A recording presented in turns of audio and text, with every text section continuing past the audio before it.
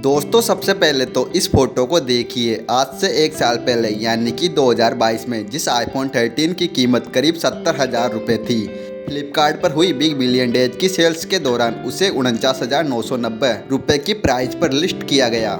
अब ऐसे में जो लोग 30 से 35,000 का बजट लेकर आईफोन 11 या फिर इसी रेंज के फ़ोन को खरीदने की सोच रहे थे, अपना बजट बढ़ाकर आईफोन 13 की लाइन में लग गए। लेकिन उनकी उम्मीदों को झटका तब लगा जब आईफोन 13 की सेल शुरू होने के बाद ही कुछ ही देर में आउट ऑफ स्टॉक हो गया। हालांकि कुछ टाइम बाद ये फ़ोन फिर से स्टॉक में आ गया, लेकिन इसकी कीमत स्टॉक में आने के बाद 52 से 55,000 तक बढ़ा दी गई। अब जो लोग बेसब्री से आईफोन 13 की उम्मीद में बैठे थे, वो स्टॉक में वापस लौटे आईफोन को देखकर अपनी बेसब्री का काबू नहीं कर पाए और जल्दी ही प्राइस और ज़्यादा न बढ़ जाए, इसके डर से उन्होंने 2 से 4 हज़ार और ज़्यादा अधिक खर्च करके फ़ोन ऑर्डर करना ही सही समझा। 2022 की बिग बिलियन डेज के दौरान फ्लिपकार्ट ने लाखों आईफोन बेचे थे और लगभग हर साल की यही कहानी होती है। एक छोटी सी साइकोलॉजिकल ट्रिक से फ्लिपकार्ट ने न सिर्फ कस्टमर को अपना प्रोडक्ट बेचा, बल्कि करोड़ों रुपए का प्रॉफिट भी कमा लिया। यहाँ तक कि फ्लिपकार्ट बिग बिलियन डेज के दौरान इतने आईफोन बेच देता है कि फ़ोन तो ठीक है, लेकिन उसके जो चार्जर होते हैं वो भी आउट ऑफ स्टॉक हो जाते हैं। और हाँ, ये तो मैं सिर्फ आईफोन की बात कर रहा हूँ। आप अंदाज़ा भी नहीं लगा सकते कि इतनी हाईली एंटिसिपेटेड सेल्स के दौरान ये ऑनलाइन ई कॉमर्स प्लेटफॉर्म कितनी ज़्यादा सेल्स जनरेट करते होंगे। लेकिन इसके बाद भी अगर हम इनकी फाइनेंशियल रिपोर्ट को देखें तो यहाँ हमें एक अलग ही तस्वीर देखने को मिलती है। फाइनेंशियल ईयर 2022 में जहाँ फ्लिपकार्ट ने 4,362 करोड़ रुपए का लॉस किया था, वही अमेजोन के लिए ये नंबर 3,649 करोड़ रुपए था। ऐसे में सवाल उठता है कि फ्लिपकार्ट और अमेजोन का ई कॉमर्स प्लेटफॉर्म का बिजनेस मॉडल आखिर कैसे काम करता है। बिग बिलियन डेज और अमेजोन ग्रेट इंडियन फेस्टिवल जैसी सेल्स में इतनी ज़्यादा डिस्काउंट के पीछे का सच क्या है। और हाँ, सबसे बड़ा सवाल कि ये कंपनीज इतनी ज़्यादा सेल्स करने के बाद भी इतनी लॉस में क्यों जा रही है।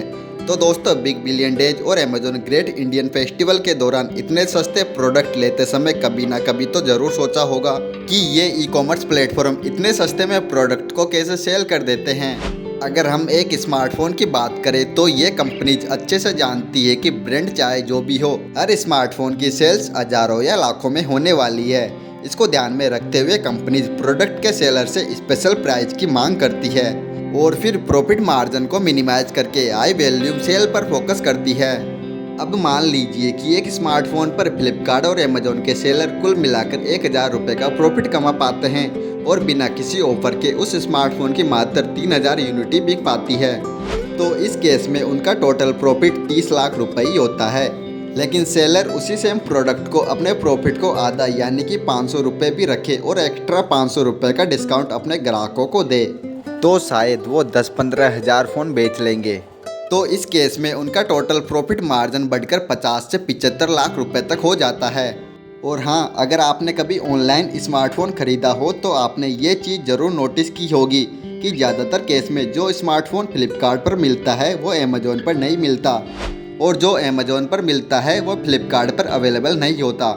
अब डिस्काउंट और ऑफर से याद आया कि आजकल ऑनलाइन शॉपिंग प्लेटफॉर्म पर क्रेडिट कार्ड डिस्काउंट और नॉन कॉस्ट EMI ऑफर्स काफ़ी देखने को मिलते हैं। मान लीजिए आप एक लैपटॉप खरीदने वाले हैं जो HDFC के क्रेडिट कार्ड पर 2,000 रुपये के डिस्काउंट पर मिल रहा है, तो यहाँ पर काफ़ी ज़्यादा चांस है कि आप डिस्काउंट के लालच में आकर HDFC का क्रेडिट कार्ड जरूर ले लेंगे। इस तरह से ये प्लेटफॉर्म बैंक के साथ मिलकर कोलैबोरेट करके म्यूचुअल सेल करते हैं और कस्टमर को दिया जाने वाला डिस्काउंट का अमाउंट भी बैंक से ही वसूलते हैं। अब दोस्तों, एक ऑफलाइन मर्चेंट के पास दिन में 1000 कस्टमर आते हैं, तो वो शायद मुश्किल से 10 लोगों को ही अपना प्रोडक्ट खरीदने के लिए कन्विंस कर पाते हैं। लेकिन फ्लिपकार्ट और अमेजोन आपकी सर्च हिस्ट्री की मदद से आपकी पसंद और नापसंद को अच्छे से समझ चुके होते हैं और ये भी पता लगा लेते हैं कि आप कौन सा प्रोडक्ट खरीदना प्रेफर करते हैं। ऐसे में वो आपको पर्सनलाइज रिकमेंडेशन देते हैं और उनकी सक्सेसफुल सेल्स के चांसेस काफ़ी ज़्यादा हाई हो जाते हैं। यही नहीं, ऑफलाइन मर्चेंट के कंपटीशन में ये ऑनलाइन प्लेटफॉर्म काफ़ी बेहतर ढंग से कोर्स सेलिंग भी कर पाते हैं, जिससे कि ये बड़ी ही चालाकी से कस्टमर के कार्ड की वैल्यू को इंक्रीज कर देते हैं। अब दोस्तों, बिग बिलियन डेज और अमेजोन ग्रेट इंडियन सेल्स के दौरान कई हाई वैल्यू प्रोडक्ट पर सीमित समय के लिए ऑफर रखा जाता है। और कई प्रोडक्ट पर तो इतना अट्रैक्टिव ऑफर दिया जाता है कि लाखों की संख्या में कस्टमर इसे खरीदने के लिए लग जाते हैं। कुछ ऐसा ही हमने वीडियो की शुरुआत में iPhone 13 के साथ भी देखा था, जहां 50,000 का फ़ोन लेने के लालच में लाखों लोग आ गए थे, लेकिन इस ऑफर का फ़ायदा कुछ गिने चुने लोग ही उठा सके। लेकिन अगर आपको लगता है कि उन खुशकिस्मत लोगों को iPhone 13 50,000 की कीमत में मिल गया, तो चलिए अब मैं आपको ऑनलाइन सेल्स की डार्क रियलिटी को भी दिखा देता हूँ। आज के समय में सोशल मीडिया ट्वीट और पोस्ट से भरा पड़ा है, जहां कस्टमर ने शिकायत की है कि उन्होंने 50,000 का iPhone 13 ऑर्डर तो कर लिया, लेकिन बाद में उनका ऑर्डर कैंसिल कर दिया गया। अब यहाँ आप शायद सोच रहे होंगे कि फ्लिपकार्ट का स्टॉक खत्म हो गया होगा, लेकिन दोस्तों सोचने वाली बात तो ये है कि क्या स्टॉक सिर्फ 50,000 वाले आईफोन के लिए ही खत्म हुआ था, क्योंकि इसके सिर्फ कुछ ही सेकंड बाद iPhone 13 वापस स्टॉक में आ गया, लेकिन उसकी कीमत बढ़ाकर 52 से 55,000 तक कर दी गई थी। सिंपल सी बात है कि फ्लिपकार्ट ने जानबूझकर कस्टमर की साइकोलॉजी को समझा, जिससे उनकी सेल्स ज़्यादा हो सके। और इस तरह से जिन सेल्स को आप सेविंग करने का तरीका समझते हैं ना, वो असल में आपकी जेब को और भी ज़्यादा ढीला कर रही होती है। लेकिन अब आपके दिमाग में ये सवाल ज़रूर आ रहा होगा कि आखिर इन ई-कॉमर्स बिजनेस प्लेटफॉर्म का बिजनेस मॉडल कैसे काम करता है। तो दोस्तों, जब भी आप किसी रेस्टोरेंट में जाते हैं तो सबसे पहले आपको एक मेन्यू दिया जाता है, जिसमें वहाँ पर मिलने वाली सारी डिशेज लिखी रहती है, और जो खाना सेलेक्ट करते हैं वेटर उसको आपकी टेबल तक पहुँचाता है। और जब खाने के बाद पेमेंट करने की बारी आती है तो फिर उसका ध्यान रखने के लिए भी रेस्टोरेंट में अलग से लोग होते हैं। फ्लिपकार्ट और अमेजोन जैसे ई-कॉमर्स भी महज एक कैटलॉग ही होते हैं, जिनके पास मोस्ट ऑफ द केसेस में अपनी कोई इन्वेंट्री नहीं होती। ये प्लेटफॉर्म अपने साथ लाखों सेलर्स को जोड़ते हैं, जो यहाँ अपने प्रोडक्ट को लिस्ट करते हैं और इन प्लेटफॉर्म के मैसिव कस्टमर ट्रैफिक का फ़ायदा उठाते हैं। जब भी आप फ्लिपकार्ट या फिर अमेजोन पर किसी प्रोडक्ट को बाय करते हैं तो ये प्लेटफॉर्म आपकी डिटेल उस सेलर तक पहुँचा देते हैं जिसने कि उस प्रोडक्ट को लिस्ट किया होता है।